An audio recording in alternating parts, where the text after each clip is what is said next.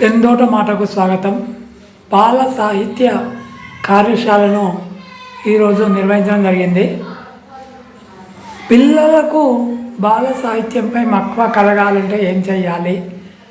కథలు వినిపించాలి, కవితలు చదివించాలి, పద్యాలు వినిపించాలి అనే సదుద్దేశంతో జెడ్పిహెచ్ఎస్ నంగనూరు పాఠశాలలో, అది నేను చదువుకున్న పాఠశాల 46 ఏళ్ల కింద నేను చదువుకున్నాను అక్కడ.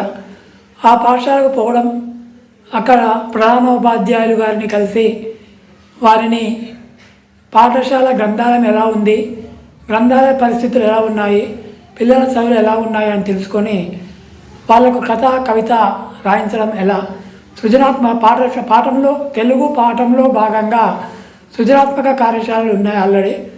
వాటిని పెంపు చేయడానికి మాత్రమే పెందోట బాల సాహిత్య పీఠము సిద్దిపేట వారు కృషి చేస్తున్నారు.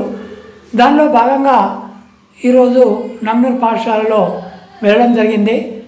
ఒక పుస్తకావిష్కరణ మరియు గ్రంథాలయానికి పుస్తకాలు ఇవ్వడము, ఆ పుస్తకాలు పిల్లలందరితో చదివించడము, కథలు వచ్చా రావా, గేయాలు వచ్చా రావా, పద్యాలు వచ్చా రావా అని అడిగి వారికి వచ్చు అని నమ్మకాన్ని కలిగించడం.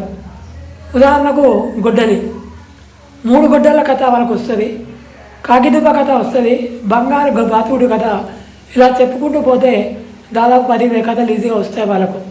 అలాంటప్పుడు ఎందుకు సృజన చేయలేరు అని చెప్పి వాళ్ళని మోటివేషన్ చేసి సృజన చేయించడానికి పెందోట వెంకటేశ్వర్లు అయిన నేను కృషి చేస్తూ ఉన్నాను.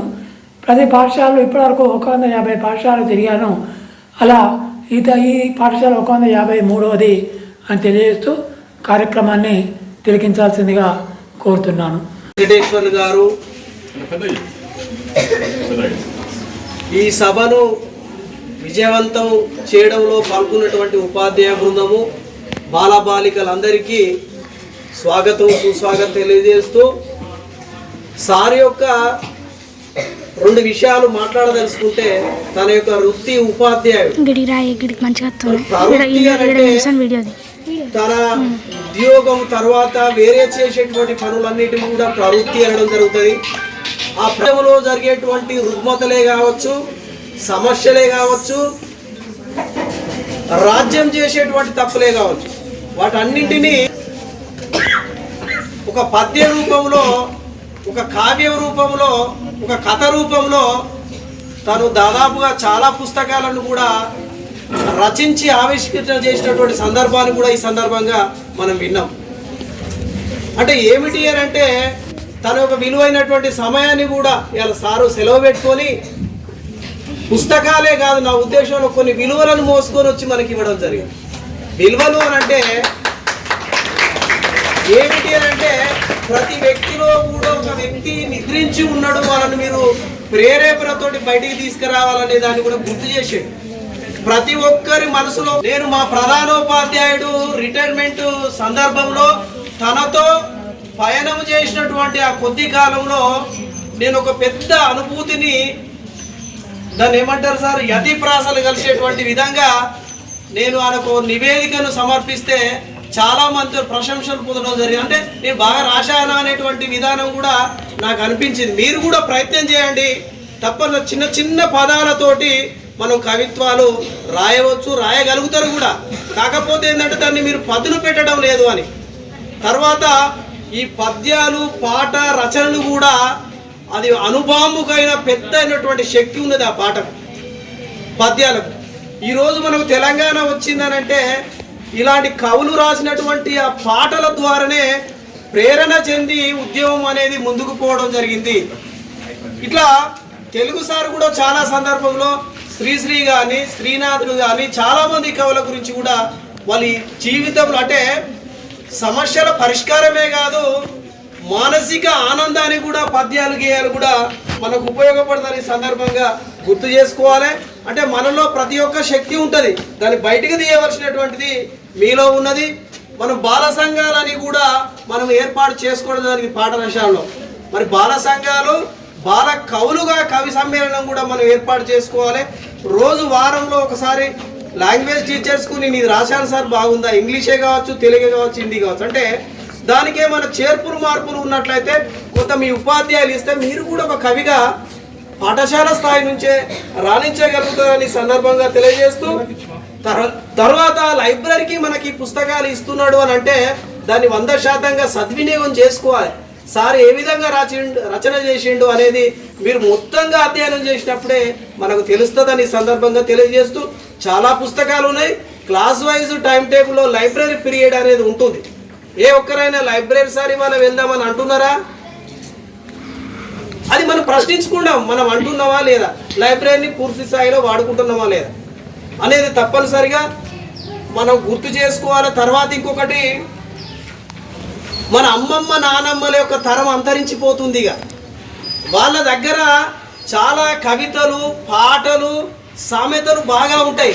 మీరు ఇంటికి వెళ్ళినప్పుడు వాళ్ళు చెబుతూ ఉంటారు. వాళ్ళు నిరక్షరాస్యులే కానీ వాళ్ళు నోటుతో చెప్పేటువంటి పదాలను అక్షర రూపం దాల్చినట్లయితే ఈ సమాజం విననటువంటి కొత్త మంది వెలుగులోగా మీనింగ్ ఉన్నది. కాబట్టి దాన్ని వెంటనే ఆ ఛానల్స్ వాళ్ళని తీసుకొని పాటలు పాడించుకోవడం, వాళ్ళ డబ్బు వాళ్ళ నుంచి రాబట్టుకోవడం కూడా జరుగుతుంది. ఛానల్ వాళ్ళకు ఒక పాటతోటి చాలా మనం చూస్తాం. కాబట్టి ఆ ఛానల్ వాళ్ళకు డబ్బులు అనేటి యూట్యూబ్ వాళ్ళకు రావడం జరుగుతుంది. ఒక ఉదాహరణ నేను మీ ముందుంచదలుచుకున్న, ఒక గిరిజన ప్రాంతంలో, మారుమూల ప్రాంతంలో ఉన్నటువంటి రామ్ రాథోడ్ అనేటువంటి గిరిజన వ్యక్తి చిన్నగా తనను ఈ సమాజం దూరం పెట్టినా కూడా ఎక్కడ కూడా స్థానం ఇవ్వకపోతే ఆయన ఒక చాలా పాటలు రాసి పాడాడు రామ్ రాథోడ్ అని. రాను బొంబాయికి రానటువంటి ఒక మన అమ్మమ్మ నాన్న ఉన్నటువంటి సాహిత్యాన్ని అక్షర రూపం దాల్చి పాట పాడితే ఇది ప్రపంచంలోనే అతి ఎక్కువగా మంది చూసినటువంటి పాటగా, కనీసం దాని మీద 3 లక్షలు ఖర్చు పెడితే ఇలా ₹1 కోటి పైన ఆదాయం రావడం జరిగింది. అంటే ఇది ఒక ఆలోచనతోటి మనం ఏదైనా చేయగలుగుతామని ఎవరైతే ఆయనను దూరంగా పెట్టినటువంటి వ్యక్తులంతా కూడా తనను సన్మానించడం జరుగుతుంది. అంటే ఏంటి అని అంటే, మనం ఎంత స్థితిలో ఉన్నా కూడా నీలో కవి ఉన్నాడు, దాన్ని ప్రేరణగా తీసుకొని తప్పనిసరిగా మీరు కూడా రేపటి నుంచి కవితలే కావచ్చు, ఐడియా బాక్స్ ఉన్నది, వేరే సజెస్ట్ బాక్స్ కూడా ఉన్నది, అందులో మీరు ఇవ్వాలని కోరుకుంటున్నా. ఇంకొకటి, మా ఉపాధ్యాయుల బృందం నుంచి okay just 10th class miss అవుతుంది, ఏమో అవుతుంది అని నాకు వచ్చేసింది. ఓకే, కొన్ని సాక్రిఫైస్ తప్పనిసరిగా చేయాలి, బడి కోసం చేయాలి. అది చేసినప్పుడే మనకు సార్థకత అవుతుంది. మనకు ఒక మీటింగ్ ఉంటుంది సార్, మీరు అభిప్రాయాలు చెప్పవచ్చు, అక్కడ మాట్లాడదాం. ఓకే, ఎందుకంటే నేను ఈ విషయం ఎందుకు చెప్పదలుచుకున్నానంటే 10th క్లాసులు లోపలికి రమ్మన్నాడు. ఓకే, ఇస్తే 10th క్లాస్ పాఠం చెప్తాడు, ఇయ్యలేదు కాబట్టి రాకి పడదు. అంటే ఇలాంటి బాగుండదు అని సందర్భంగా చెప్తున్నా. ఏదన్నా ఉంటే నా దగ్గరికి వచ్చి మాట్లాడండి, మీకు ఏం ప్రాబ్లం అవుతుందో. లేకపోతే అది కొద్దిగా మనం అది జరుగుతుంది. మీ పిల్లలు కూడా రేపటి నుంచి మీరు ఏ పీరియడ్ ఎవరు ఉన్నారు, ఏం జరుగుతుంది అనేటువంటి ప్రశ్న తప్పనిసరిగా, తర్వాత ఏ పీరియడ్ సద్వినియోగం చేసుకోవాల్సింది. ఓకేనా? రేపు నుంచి రాస్తారా రచయితలు? అవుతాం కదా. ఈ పనిలో ఉండాలని మీ మెదడుకు పని కల్పించవలసిందిగా నేను ఈ సందర్భంగా కోరుకుంటూ మరొకసారి మన కవి గారికి, రచయిత గారికి నేను ధన్యవాదాలు తెలియజేస్తూ పాఠశాల తరఫున మరొకసారి కృతజ్ఞతలు తెలియజేస్తున్నాను.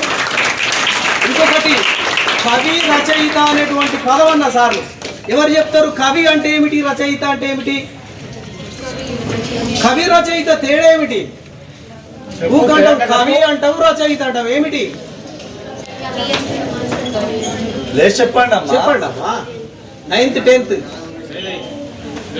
చెప్పు. ఈసారి వచ్చింది చెప్పు, నీకు వచ్చింది చెప్పమ్మా.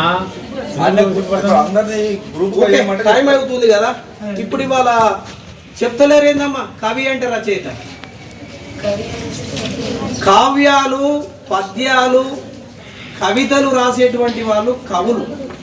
రచయితలు అంటే కథలు, నవలలు, వ్యాసాలు అన్నటువంటి ఒక పెద్ద ఎత్తున రాసేటువంటి వాళ్ళు రచయితలు. ఎక్కువనే ఓకేనా సార్?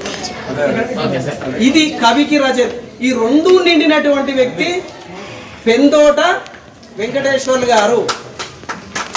ఇక్కడ పెందోట అనేటువంటి ఇంటి పేరునే పెను తోటగా మార్చిందని సందర్భంగా నేను గుర్తు చేస్తున్నాను. పెను తోట అంటే ఈ పెన్నునే ఒక తోటగా మన సిద్దిపేట ప్రాంతం అంతా విస్తరిస్తూ, భాషిత్ అనేటువంటి ఒక టీచర్ కూడా మా మిత్రుడే, ఆయన టీచరే కానీ ఈ సమాజాన్ని ప్రశ్నించేటువంటి రచనలు పోలీస్ తోటి నిర్బంధం కూడా ఎదుర్కొన్నటువంటి వ్యక్తి.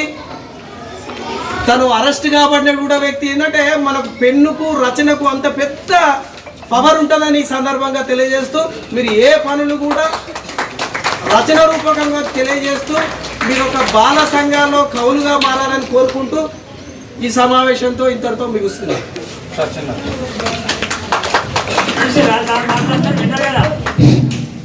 అందరూ రాయడానికి ప్రయత్నం చేయండి. ఓకేనా? ధన్యవాదాలు సార్.